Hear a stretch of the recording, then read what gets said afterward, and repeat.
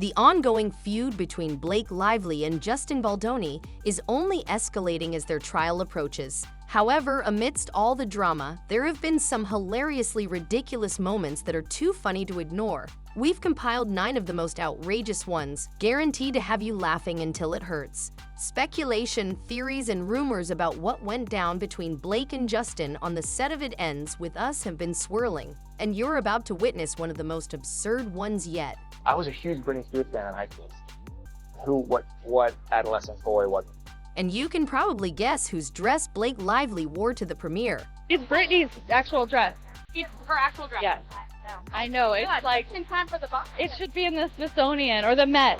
And it's on me. I feel so lucky. Blake Lively got lucky by wearing Britney Spears' iconic dress, which the pop star first wore back in 2002. In the film's end credits, Blake even gave a special thanks to Britney. It's amusing to think that Blake chose a dress that Justin Baldoni, a huge Britney fan in high school, had probably admired back then. When Britney wore that dress in 2002, Justin was 18, exactly the age when he was obsessed with Britney. For Blake to wear that dress at the premiere feels like a calculated move, only fueling the theories that she might be in love with Justin. Celebrities put a lot of thought into their outfits for big events, so Blake definitely knew what she was doing, unless it was a wild coincidence. What's even more bizarre is how Blake made sure Justin couldn't see her at the premiere, forcing him to stay in a basement. It almost seems like a strategy to have Justin see photos of her wearing Britney's dress in the media, a subtle reminder of how Justin probably viewed Britney in the news when he was younger. As the feud between Blake and Justin escalates, some truly ridiculous and cringy interviews have surfaced, and you won't believe just how much Blake revealed about herself and her intentions, long before she even landed the role in It Ends With Us. Sometimes I would have people who really resented that because they were like, we just hired you to be an actor. Yet when I went in the meetings, I would just seem like I'm just there to be the actor and ready to get the gig. I wouldn't reveal that I actually need to have authorship in order to feel fulfilled. It's honestly hilarious how Blake has said so many things in interviews that are now being turned against her. She once admitted that she pretends to be an actress to hide her true motive, which is to eventually take creative control and feel fulfilled. That's next-level comedy. Blake basically opened and closed the case by handing Justin one of the most crucial pieces of evidence to win the trial. But it didn't stop there. She then went on to reveal that she becomes a difficult person when she wants something, which explains why she gave Justin such a hard time. There are moments, it's just as important to say, okay, I believe in this, and that's why I'm standing up for it, and that's why I'm not being difficult. And then there are other moments to go like, am I the asshole in the room? Like, what is happening here? Blake realizing she's often the one causing a scene is pretty laughable, especially since Justin's receipts are nothing compared to the ones Blake has casually planted in public. She's done it without even trying too hard. It's about being upfront about like knowing what you actually need versus just like trying to get the job and then, you know, once you're in it, sort of revealing the scope of your sort of needs being, you know, fulfilled. If Justin had only done some background research on Blake and dug up those interviews, this whole saga probably wouldn't have ended up in court. By now, everyone knows that Ryan Reynolds tried to be funny by portraying Justin Baldoni as Nice Pool in Deadpool. But what's even funnier are the Easter eggs that Ryan and Blake planted in the film, thinking they'd look like geniuses once people started to uncover them. One of the most ridiculous things they did was get Nice Pool executed in front of a flower shop. It's wild because the flower shop plays a major role in It Ends With Us, where Blake and co. continuously terrorize Justin. Surprisingly, they didn't just limit their on-set harassment. They even made Lady Pool, voiced by Blake, take down Justin in front of the flower shop. But it gets even more absurd when you find out the flower shop is called Little Sage, and it was allegedly Blake who accused Justin of sagging on set, a practice usually used to cleanse negative energy. So naming the flower shop Little Sage was an inside joke that Blake and Ryan thought would be clever. But it ended up being a joke on them once people connected the dots. And to make it even crazier, they went all in with more Easter eggs at the end of It Ends With Us. At the film's end credits, Blake gives a special thanks to Gordon Reynolds, but Gordon Reynolds is credited as Nice Pool. Since Gordon Reynolds had no part in It Ends With Us, It's pretty shocking that Blake thought it would be funny to thank him, especially in Justin Baldoni's movie. Their attempt at a witty joke totally fell flat, and the whole situation just turned into a big mess. It's even more surprising how much hate Ryan seems to have for the Nice Pool character. Nice Pool, worse than Deadpool. Blake's over-the-top attempts to mimic Nice Pool rather than Deadpool are hilarious, and it's especially funny how Ryan didn't just copy Justin's hairstyle, but also use prosthetics to mimic his nose for the character. It's no surprise Blake mocked Justin's nose, even suggesting he opt for plastic surgery. The first red flag for It Ends With Us came when Blake's costumes leaked while they were still filming. People laughed because the outfits didn't align with Lily Bloom's character at all. They were, frankly, hideous. It got even crazier when it was revealed that Blake had picked out her outfits herself, which was surprising given her history of being praised for her Met Gala looks. Blake even went so far as to refuse to work with the costume designer, disregarding the outfits they'd already spent time and money selecting. Instead, she chose clothes from her own wardrobe, as well as from Ryan Reynolds and Bella Hadid's closets. The most shocking part? Blake blew $430,000 of the budget just on her character's wardrobe, yet the outfits were ugly. She went for high-end designer pieces, like a Valentino tote and Chloe boots, which totally missed the mark for Lily, a character who owns a flower shop. Blake's decision to dress her character in expensive luxury items, like the crystal mesh Saint Laurent boots and Christian Louboutin heels, made Lily seem materialistic, definitely not a match for a character whose first love was a homeless boy. Blake's wardrobe choices were completely disconnected from Lily's character, and it's hard to understand how an actress wouldn't take the time to read the novel the movie's based on. Lily would likely be someone who shopped for thrifted or vintage designer pieces, not the pricey, flashy items Blake chose. What's even funnier is the uncanny similarities between Justin Baldoni and Penn Badgley, Blake's ex before Ryan Reynolds. The speculation that Blake gravitates toward a certain type of man is supported by how alike these two are, and the most hilarious comparison will leave you laughing. Side-by-side photos of Justin and Penn reveal how similar they look, fueling the idea that Blake fell for Justin on set.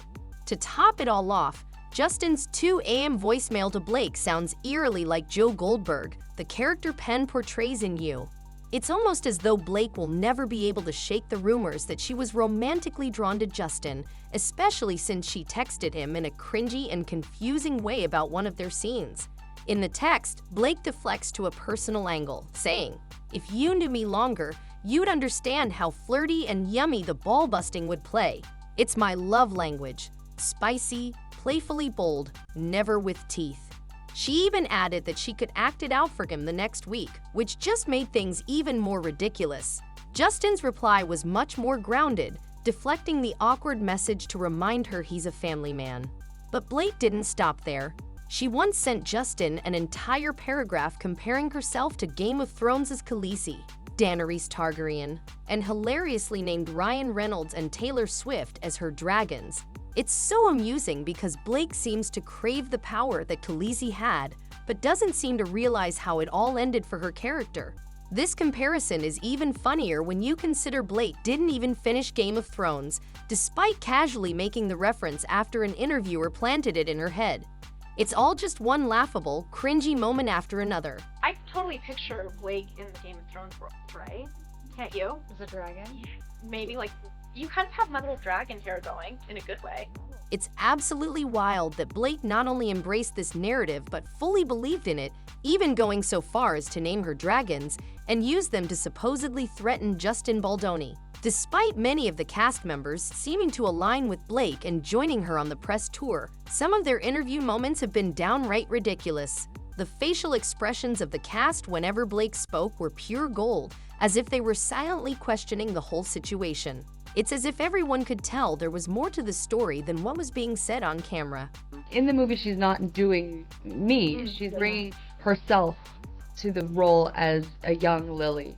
And I think that there's a key difference in that, because like if she would have come in and tried to do me, it would have been like a Saturday Night Live situation. There was this one moment when Isabella was asked a question, but Blake jumped in and started answering instead.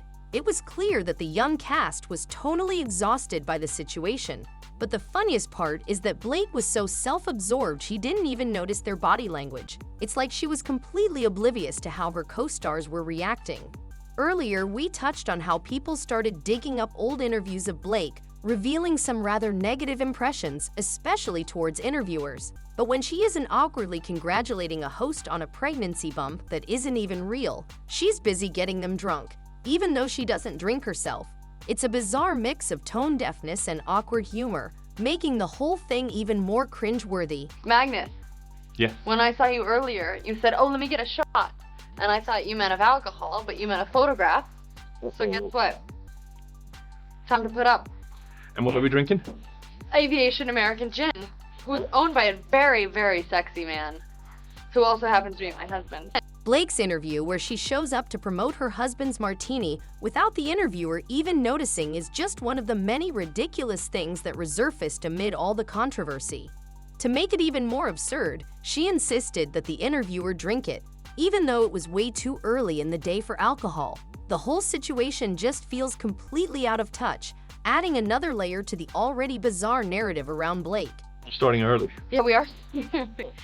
Better time to start. Cheers. Cheers.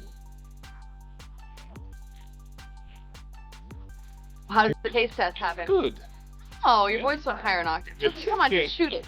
When the uncomfortable interviewer revealed he'd heard that Blake doesn't drink, she launched into yet another one of her long-winded stories, one that the interviewer clearly didn't find amusing.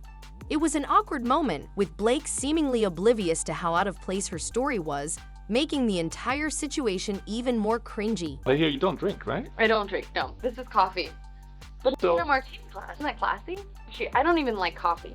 But I drink it because I love the way they crush the beans and they talk about it and the story of the, the origin of them and, the milk and the foaming it and all of that. The press tour for A Simple Favor ended up becoming exactly what Blake wanted it to be, a spotlight on her that has now exposed so much about who she really is. It's one of those interviews that continues to reveal her true character. And it gets even worse because when Blake isn't being exposed by people digging up her past unpleasantness, she's doing it herself. She openly admits to things she's been accused of, almost like she can't help but keep feeding into the drama. What really happened is we were like, we're going to show the movie, and the studio was like, no, you're going to show 20 minutes. We're like, no, we're going to show the movie. And they're like, it's not done. And I was like, This statement was so funny to the audience at the time, especially since they had no idea that Blake had booted Justin as the director and completely disregarded Sony's directives.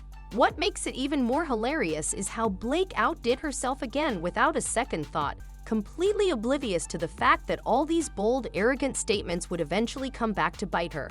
It's the level of confidence she had, not realizing the consequences, that makes the whole thing so ridiculous. Yeah, there were other people who will call and you know the no, I don't know what that means.